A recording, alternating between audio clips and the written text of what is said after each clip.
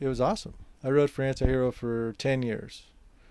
And I'd say at that point in my life, it was the best thing that I could have ever experienced because, I got to go and travel with, my favorite skaters and skate and like just kind of experience the world on like a super special level, like just kind of being in the van with those dudes and driving around, and it was all just like really freestyling and skating, and I like definitely hold that time as like, probably like, the best time of my life for sure at that age and whatnot, you know what I mean? So I mean, it was crazy. I remember it being like, holy shit, this is a long time, you know what I mean?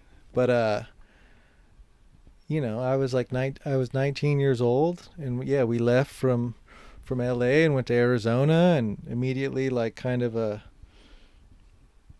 that time I didn't really know any of those guys, or I'd met them briefly, but by the end of it, you kind of create these relationships with people and memories and stuff that are instilled into your brain, and obviously getting to skate some cool stuff too. That trip in particular, we went through like New Orleans, and it was would have been in like February, the beginning of March of 2006, and it was right after Hurricane Katrina had hit there, and one of the guys on the team, he was from that area, and we drove around, and like I had never seen anything that crazy in terms of like a disaster, and we just kind of drove around, and it was a humbling experience because you hear about that stuff on the news, you see it on TV, but then when to actually go out there and feel it was powerful. There was a couple things that were like able to skate because of like one sign had like tipped over, and like Trujillo got this like frontside grind on this like kind of a pyramid looking thing. But yeah, I mean, so at that young age to kind of be like traveling with some people who are older than you, who are people you look up to, and then doing the thing that you're in love with, and then also kind of like experiencing the world and stuff, and like it was very real, and like I mean that carried on for that whole time of me traveling and riding for them. I'd say probably from 18 to 25 or something, there was like a lot of traveling going on. We would it's funny, bands, and I've said this in another interview, but like Vans like kind of started wanting to film the Vans video, which then turned into Propeller, but like they had originally started filming for that in 2004. They were like, we want to make a video, but it was like it took a few years to actually turn into the then other 6 years or however long it actually took to film for that.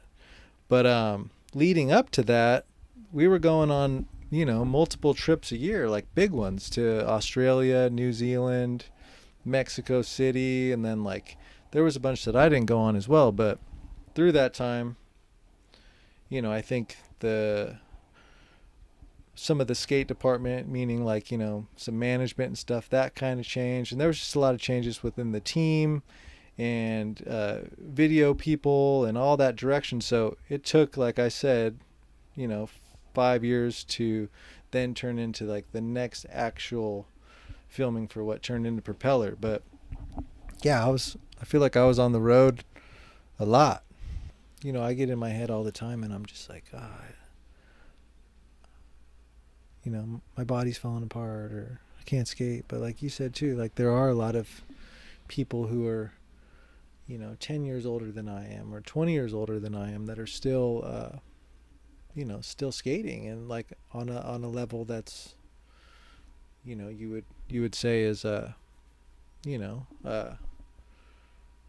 difficult. The difficulty degree is still up there. So that is gives you some hope and some hope for the future and whatnot. And I think right now, like, as of lately, I've been on the last couple months